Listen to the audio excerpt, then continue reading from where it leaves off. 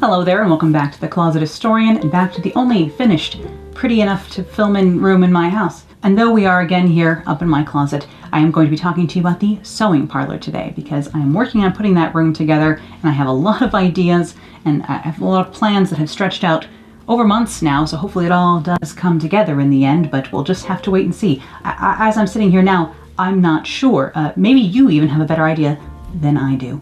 But I'll talk you through my inspirations and ideas for the space. Let's go ahead and dive on in. And here is the front parlor of my circa 1890s home. And here is the strange bump out in this room that really just looks like it should have a fireplace in it. I've checked in the attic and in the foundations. There never was a chimney here, so this was never a fireplace. They may have had a coal stove in this room. There are also some holes in this flooring that indicate there may have been cast iron radiators in here in the past, although now there are baseboard hot water radiators in here to heat the space. And I've always said that I want my next sewing room, my next dedicated sewing space, to look a bit like a apothecary, or perhaps like an old general store, an old dry goods store, or fabric store. It's hard to find reference images of old fabric stores, but every once in a while I can come across one on Pinterest. And in addition to the Victorian apothecary shops, I of course also loved the millinery shop in the most recent version of Emma. And although this is too early a period and much too pastel for my liking, this millinery shop is quite the confection. But seeing as this room should be a front parlor, I want to go ahead and mix the more apothecary shop vibe with a traditional Victorian front parlor situation, something truly maximalist like these Victorian rooms here with lots of patterns and knickknacks going on. I particularly like all the intricate wall coverings, which of course are mostly wallpapers, but sometimes stenciled designs. I began looking for period designs that would suit my space and started looking into the work of Christopher Dresser, a well-established designer from the late Victorian period. And it was while browsing Mr. Dresser's work that I discovered this design for a frieze he had done, which involves spiders and moths and bugs, and is just absolutely perfect for me. And while I wanted to use a variation of the entomologically inspired frieze from 1886, I was also very inspired by the color scheme of this 1876 design here on the left.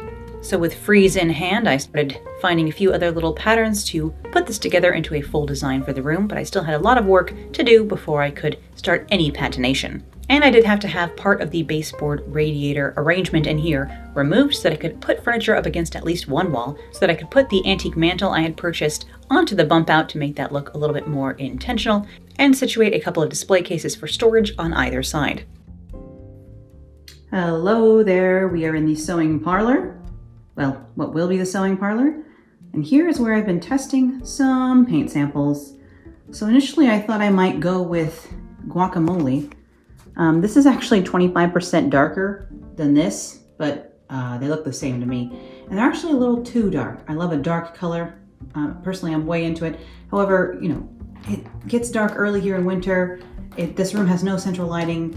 This room is already gonna be dark no matter what color I paint it. So I think I can get a little bit more jewel toned and it will still read very dark, especially here on camera as well. So I ended up going with Avocado instead. Why with Benjamin Moore is the guacamole color darker than the avocado color? I don't know. Nobody over there has ever eaten guacamole. But here is the color avocado. This is the sample, so it's actually in a matte finish, but I will have a flat finish because I want things to be as least shiny as possible for the walls here, so that's what I'm going with. I was testing a couple of different blues. This one's actually a slightly more teal tone blue, but we're going with dark royal blue up there. And then for the ceiling, I've actually asked them to color match Farrow Ball Arsenic, so that's Farrow Ball Arsenic, but not with their paint base, because I'm not waiting for them to ship me paint from God knows where. So I have the color Arsenic from Farrow Ball, but of course it is not actually their paint. Just don't tell anyone. And then this little smudge of a lighter green here was just me checking that this lighter green actually is lighter than avocado, because in the little sample pot they almost look the same. You can see how sheer this color is, so I'm sure I will have to do multiple coats on these walls, but luckily these are the only walls in the house that actually don't have wallpaper on them already. So at least I can go ahead and just go straight in with paint. And yes, in an ideal world, would I strip all these back first, because you can see the paint over the years has not been done the nicest. Yes, in an ideal world, I would strip all this woodwork back to wood first. If it was wood, I would leave it that way and stain it nice. Like if it was nice wood, I would stain it.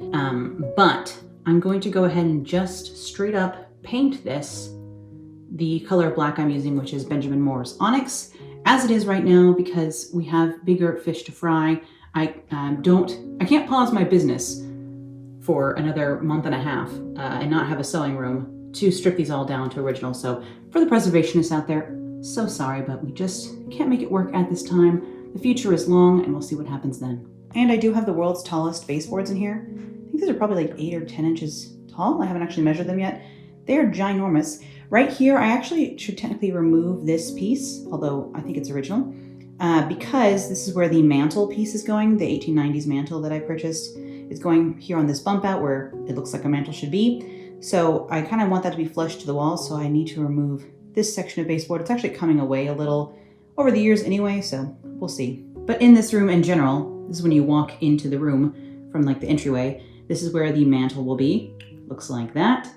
Of course, I'll have my nice thick border at the top of this, our Christopher Dresser bug border. And then below that will be our avocado color with golden TCH bees on it. And then either side of this, we will have our like hutch bookcase situation. So this will all be kind of built, like look very wooden, because I'll have the huge mantle here and the 2 bookcases either side here. And then here in the middle of the room, where currently this base floor has not been painted, we'll talk about the floor in just a second, I will have my other sideboards back to back here with the blue table of doom on top of them, the cut table on top of them, and my little sewing table at the end of it. At least that's what I'm thinking for right now. Similar layout to how I had my cut table and sewing room in my last studio. So at least my muscle memory will have that going for it.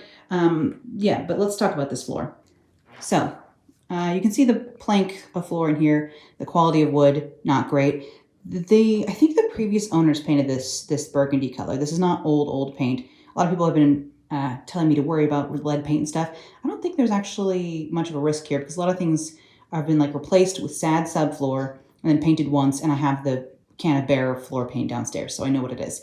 Of course, this color does not go with our scheme, so I'll be changing this, and I will just be painting this very sad, very huge gaps subfloor that I think was just a quick, cheap floor that was put in under carpet decades and decades ago. This seems to be the same kind of flooring that I had upstairs underneath the carpet that I think was put in the 70s maybe, in the one room that had carpet. So this is not nice flooring. Don't worry, we're not painting the original floor of this house. The original floor of this house in this parlor is gone. I have no idea when this was put in, what it is. It was just kind of the cheap stuff that they put under carpet, I believe. It had a pretty thick shag carpet in here at one point because I found little fluffs of it underneath where they removed the baseboard radiator that was along this wall originally.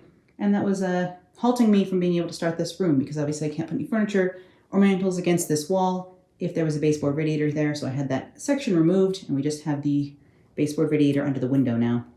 But over here, I think this may be original floor because you can see how the room is like kind of bordered and like laid out in a different way and the planks are much narrower. So here in the entryway, this could be original floor. No idea what's going on with this really. And then here in the, well, what will be my office / living room was probably originally the dining room in this house. This has floor set in kind of almost a herringbone on the corners and the flooring is set.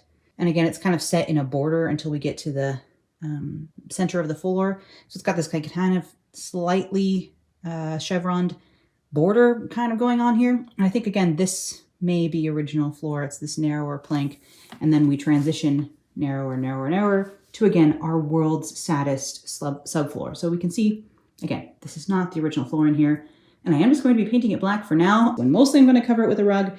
And 2, eventually when I have more capital, I would love to replace the flooring down here in general.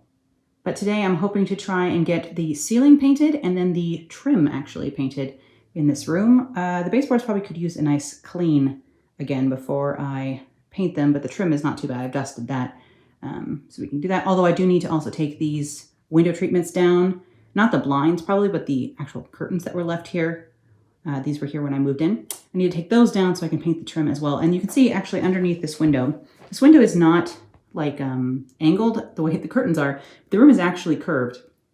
And this bottom area is curved as well and has this sort of molding that is curved as well, which is really nice.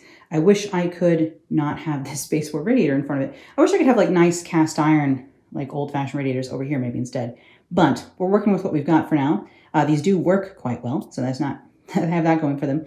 I would like to create a sort of curved radiator, custom radiator cover for this. We'll see, I might get to that down the line. I need to, again, have a working sewing room as soon as possible, so we're not going to do that ASAP.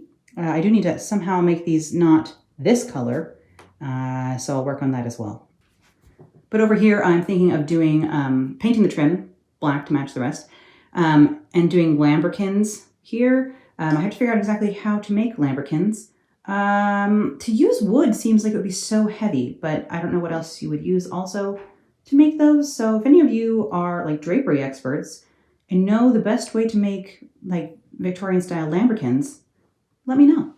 Now, because this dresser design was almost more of a concept, it wasn't even a finished design, I had to really clean it up over in Photoshop. So that was my first real task towards getting this frieze up on the wall. Of course, I played around with this design quite a bit in Photoshop as well. I ended up removing the beetles out of this design. They were a little bit on the chonky side, and actually I felt this design needed a bit more breathing room, a little bit more negative space. So in the end, I did remove the beetles, which is just so unusual for me.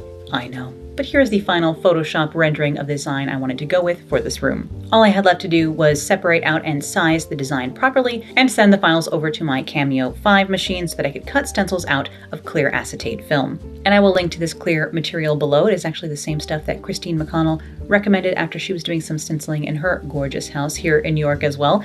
And naturally, I trusted her research and gave the same material a shot.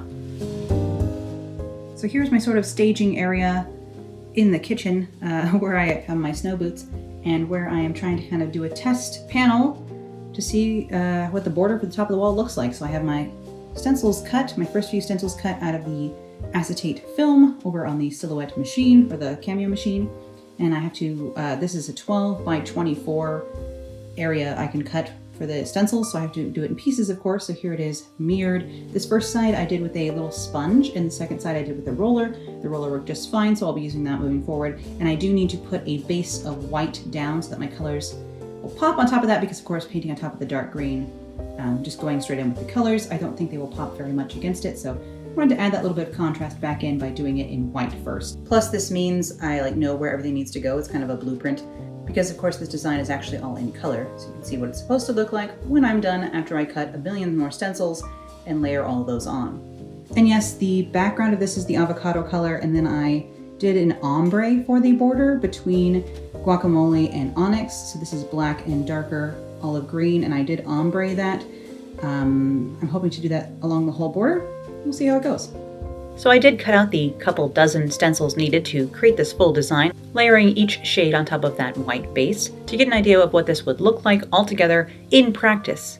There was something about this exact combination of colors of tones of paint that I had chosen. My first round of guessing at what colors I needed to replicate the Photoshop version that was just not hitting exactly for me. So I felt a little bit more trial and error when it came to the exact paint choices was needed. Not sure how clear it will be, but this side, I repainted the gold underlayer a slightly darker color of gold and then put the metallic on top of that. It's just a little bit more of an antiqued olive tone of gold, and I think that's going to work better in here with this design, but I'm still not sold on exactly what color I want to make the flowers. Here I've painted them a lighter purple. I definitely think this is better than the last purple just because it stands out from the background a little bit more. The other tone of purple, I really liked that shade of purple. It just doesn't stick out from the shade of olive that the background is enough. So I think this is a better purple, but I'm still not 100% sold. All right, pals, as you can see from the drips on the floor, that's why I'm painting ceiling first, then walls, then floor, because I know myself and I'm messy. I've been painting the ceiling in here. So here is Farrow Ball Arsenic, of course, mixed up by Benjamin Moore. Sorry, I would love to have Farrow Ball paint. I'm just not there yet in life. So we have arsenic on the ceiling in here. I do have a light to help with while I'm working in here because I don't necessarily always have the sun on my side, although it is still almost out here. But this is what the arsenic's looking like on the ceiling. Eventually I will do this to the ceiling. I'm not doing that this round. Unfortunately, I'm going to focus on getting the walls and the border up along the top of the walls first, and then I will paint the ceiling details in later. So for now, this will be staying arsenic. This is the second coat on here that I put on here today, and it looks pretty good.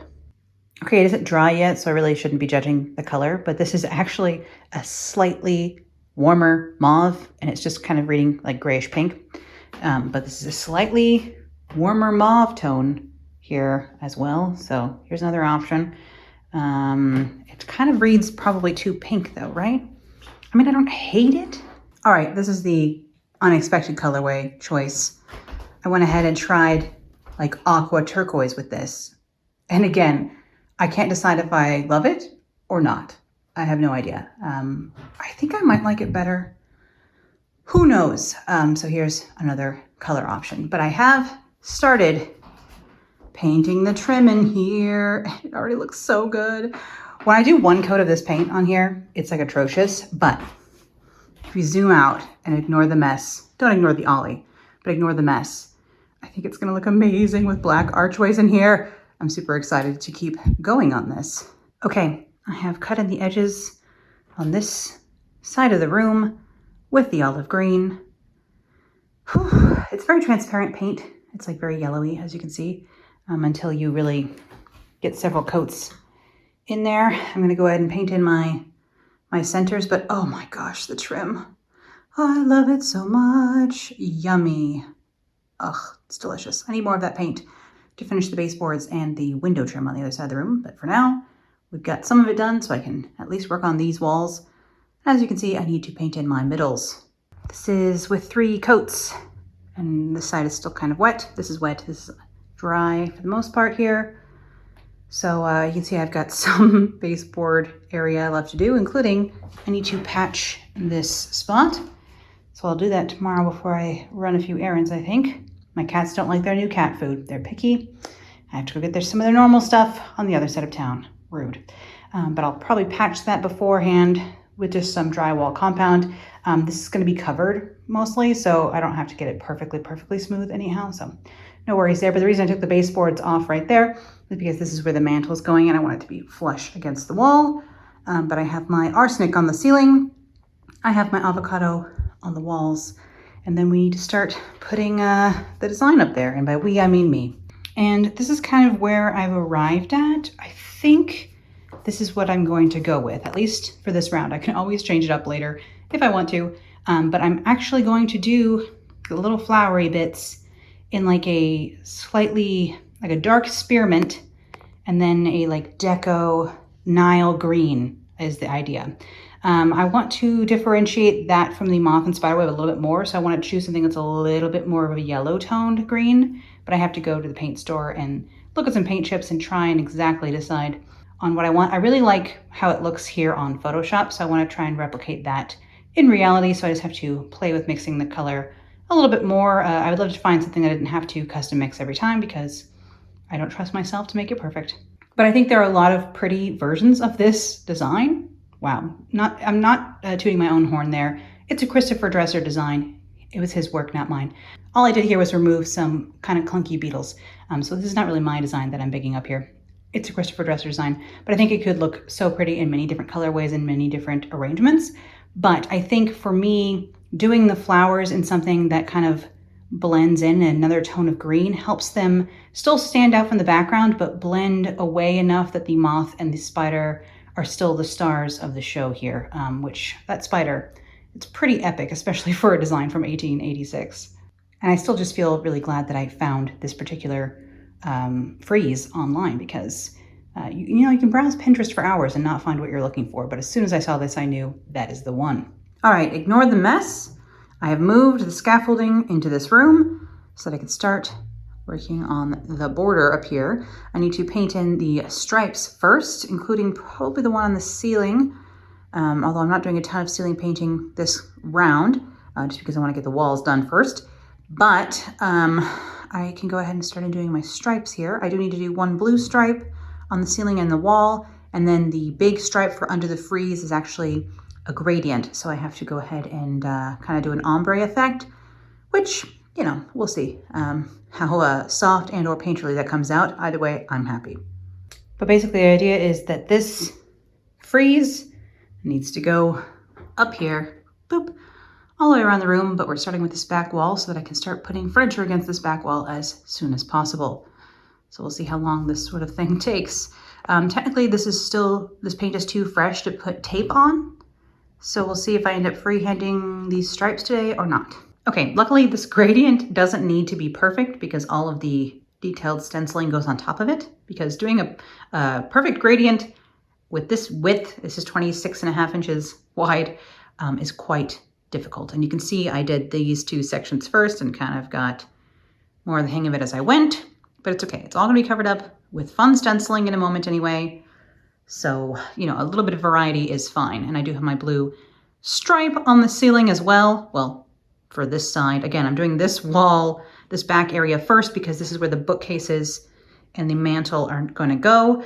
So these are the bits I need to get done first so that when my mom comes into town, she can help me move that heavy furniture up against this wall and this wall will be finished because I can do the rest of this room just by myself, but I need help to move the heavy stuff against this wall later. So this wall must be done first.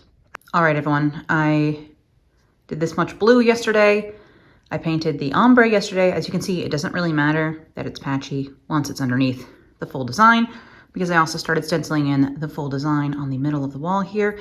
I did go ahead and center this flower on this bump out here because this will be above the mantelpiece that's going in here and it needs to be at its best here in the middle. I did have a small registration error here. I didn't line up this bottom piece correctly down here, so I had to paint over this small section and kind of erase that and reline this up because, of course, when these are off the stripes, you really can tell. In fact, this last one is off a little bit as well, but I'm going to try and make that one work as opposed to over here. It was just bad enough that I had to start over. So probably one more coat of green right there. You can see where the white's kind of coming through, and then I'll redo that side there. This is 1, 2, 3, 4 for each like full motif. It's 4 stencils, and this is just the white layer that goes underneath everything so that the paints really pop against this dark background, of course. So, but I'm just going to continue working on this middle section for now. I do have to figure out how to, of course, wrap this around this little 4-inch edge and then continue it here. So that should be an interesting challenge later. So for now, I think I'll keep working on this and we'll see how that goes.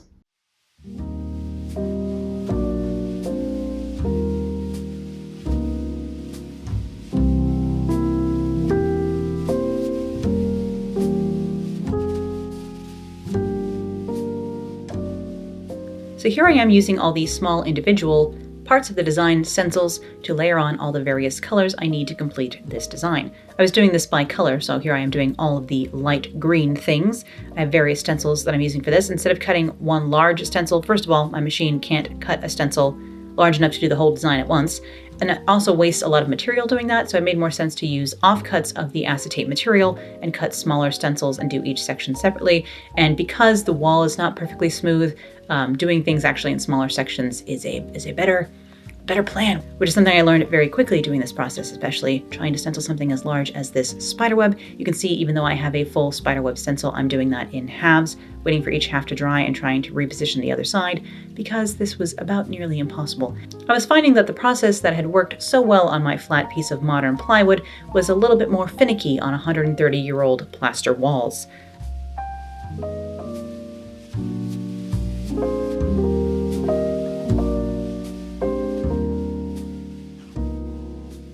Okay, remember last night when I had to erase a few things? Well, I erased the entire bottom border. I was so confident about this white base and then layer everything on top of it, but it's so hard to get everything lined up absolutely perfectly, especially because it's not like the walls are absolutely perfect, so it's basically not actually possible. So I can only get things so close, and then the registration errors between the different layers becomes such a problem because as soon as a little bit of white is showing, it's so noticeable and such an issue.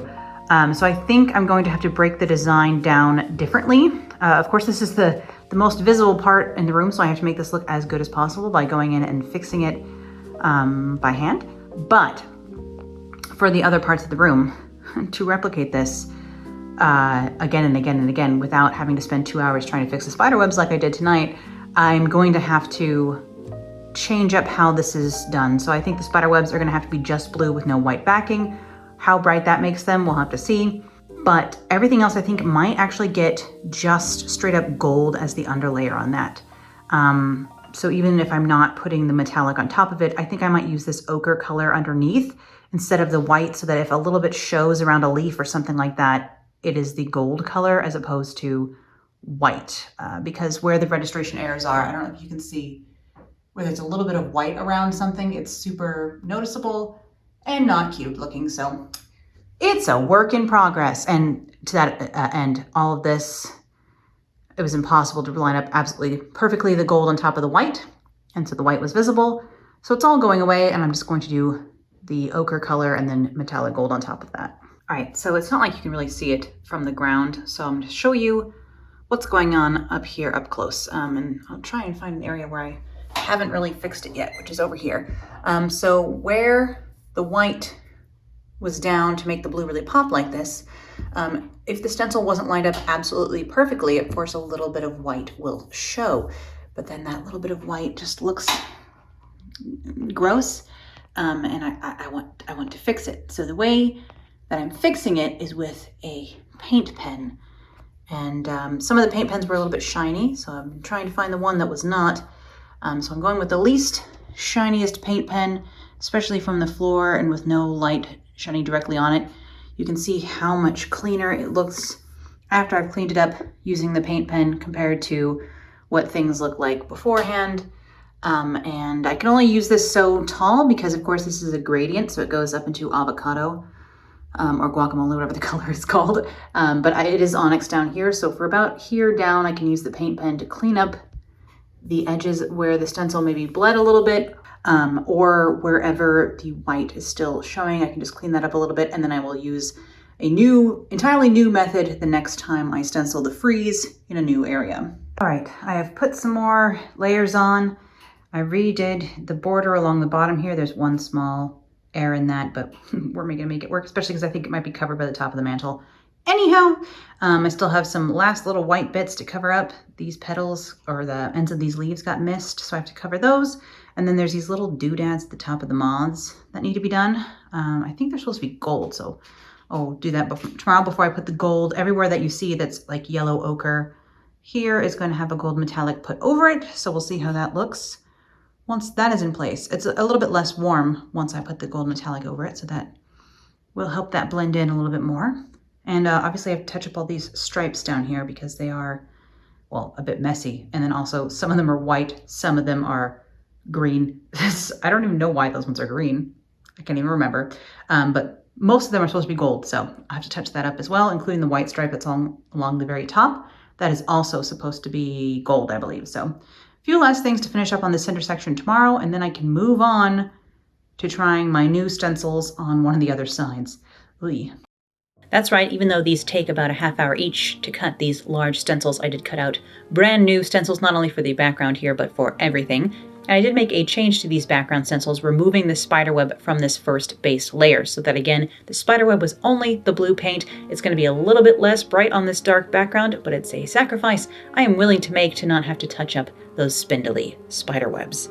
And I decided for the top 2/3, the largest part of my stenciled base layer here, to go with the light green color here, because most of the stencil stays this light green shade, especially for the top half of it like this, and other colors get layered on top of this. This main stencil for the base of the design is about 8 or 9 inches wide and 24 inches long, 8 inches on the end of this. So it is a nice, big, over 2 foot wide frieze. It's probably a little big for the ceiling height in this room, but being me, I don't mind a slight exaggeration.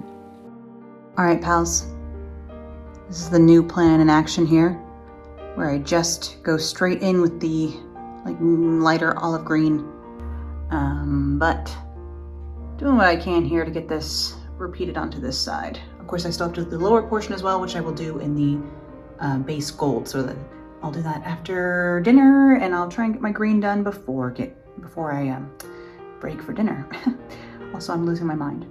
So here I am lining up that lower portion of the design to go ahead and do in that ochre gold base tone. I can list all the different colors of paint and types of paint I'm using in the description below as well for any of you who are curious. And I, of course, will be linking to the main design, the cleaned up version of the Christopher Dresser design, just in case you would like to use this design for anything yourself.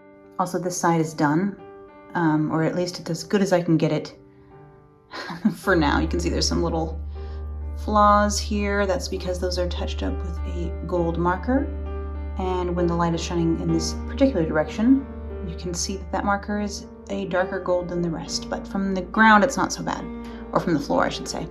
I always say the ground and the floor. Of quite interchangeably, but you know what I mean.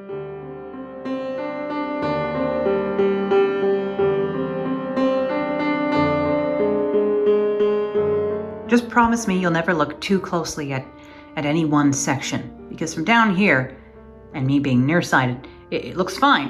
When I'm up there on the scaffolding and looking at it close, I can see all the little flaws. But you know, we can't.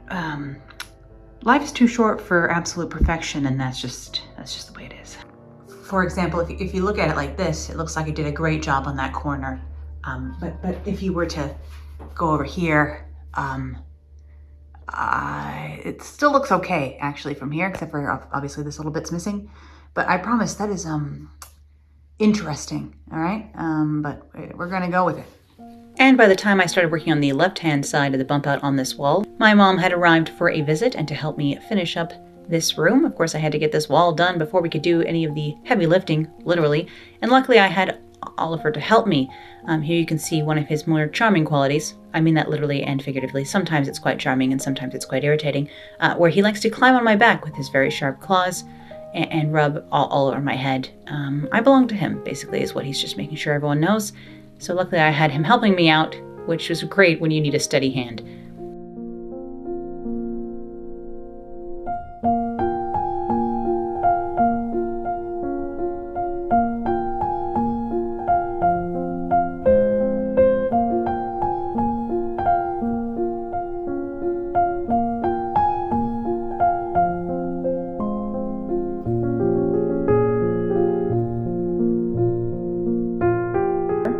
Quiet, I'm going to talk to the people, okay? Muffin? Okay, good. I'm glad we went over this. Oh, there's another one in here. All right, here is where we are at, folks. The wall has the frieze. Is it perfect? No, don't look too closely, but it'll do. Now we have to go ahead and put the mantle here and the bookcases here. Which is like two sideboards that have a case that go on top of them. I'll have to cut holes in the back of that so that we can still access these outlets. My outlet plates are on their way to me. But here's how the back looks right now after days and days and days of work. And we can actually start moving things into this room. We also are going to try and paint the floor for obvious reasons. So we'll see how that goes. But here's where I'm at currently. So to go ahead and mount this mantle onto the wall, we just wanted to make sure it wouldn't timber over. Of course, it supports its own weight quite well. This is a relatively solid wood mantle from the actually early Edwardian era. I'll get into that in just a moment. It looks like a late 1890s mantle, and it kind of goes with the neoclassical revival stylings of the outside of this house that, of course, no longer exist. But I felt this was in the spirit of the original house.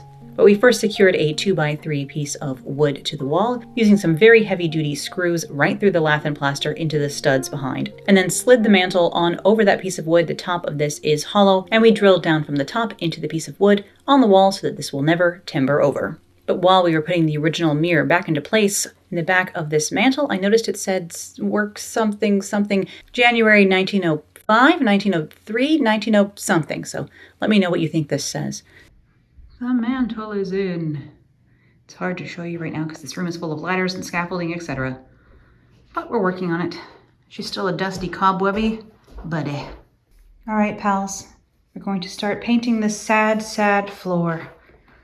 Mom and I are going to cut in the edges and then fill in as much as the middle as we can tonight. And then hopefully this room will look a little less disgusting. That's right. So we're going to start on that. This is the last time we're going to see this sad subfloory weirdness in its current state.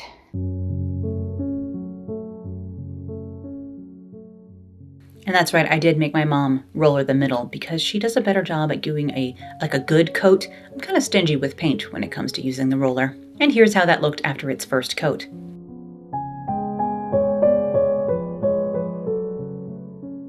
But here is a reminder of what this room looked like when I started, and here's what it looks like now, somewhere in the middle of my decoration.